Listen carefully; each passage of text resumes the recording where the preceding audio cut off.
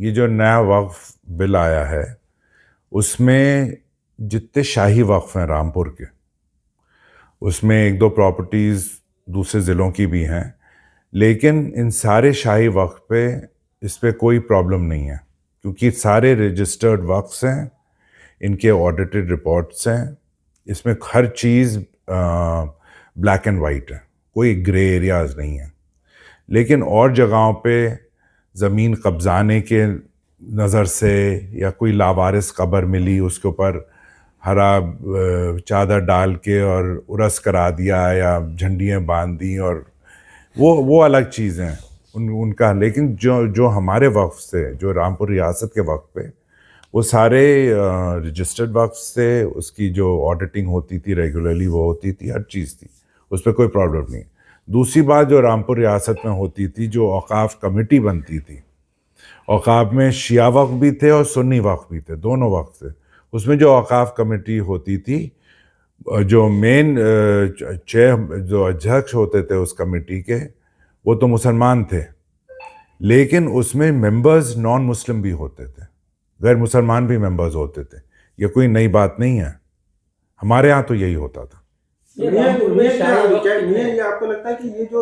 سنی وقف الگ ہیں اور شیعہ وقف میرے خیال سے 7 ہیں، اور سنی ایگزیکٹ مجھے نہیں معلوم، لیکن لگ بھگ 21-22 ہے، زیادہ ہیں شاہی وقف۔ میاں آپ کو لگتا ہے کہ یہ جو پیٹرن جو بھارت سرکار نے اپنایا ہے وہ کہیں نہ کہیں رامپور کی، جو آپ جس طریقے سے بتا رہے ہیں، نہیں وہ ارے کسی ایک شہر کو یا کسی ایک ضلع کے اوپر رکھ کے تھوڑی اپنا، یہ تو ایک جنرل انہوں نے جو بھی اس میں کیا ہے وہ جنرل طریقے سے کیا ہے، لیکن اس میں کیٹیگریز ہوتی ہیں۔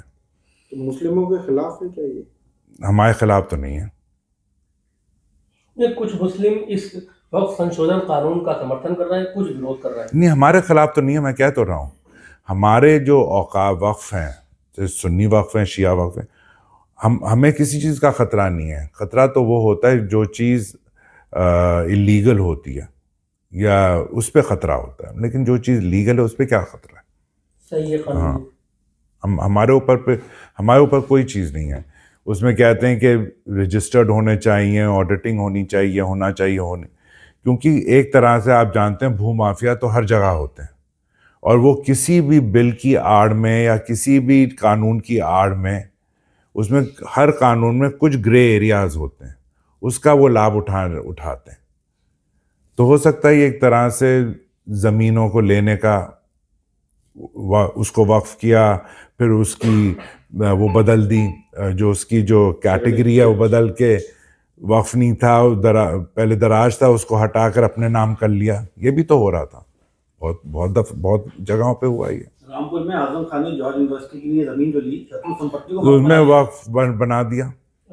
ہاں، اور اس میں یہ جو تھا ادھر، یہ جو آپ کا ہے اسٹار چوراہے سے جو شاہباد گیٹ جا رہا ہے، کون سا باغ ہے وہاں پہ، وہ سی او سٹی کو بنا دیا متولی۔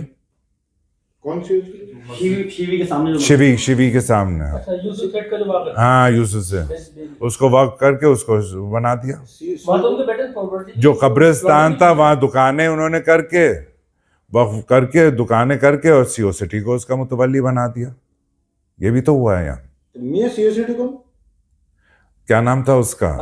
آل حسن۔ ہاں، وہ جو پراپرٹی کو وقف میں ترمیم کیا ہے تو کیا واپس سے پرانے آکار میں آئیں گی؟ وہ کون سی پراپرٹیز؟ جو پہلے نام وقف کی پراپرٹی جن کو وقف میں اندراج کیا، ہماری تو پہلے سے تھی، اور لوگ جو اوروں کا مجھے نہیں معلوم، لیکن جو ہماری جو تھی، ہماری تو وہی ویسے ہی چلے گا، جیسے پہلے تھا ویسے ہی چلے گا۔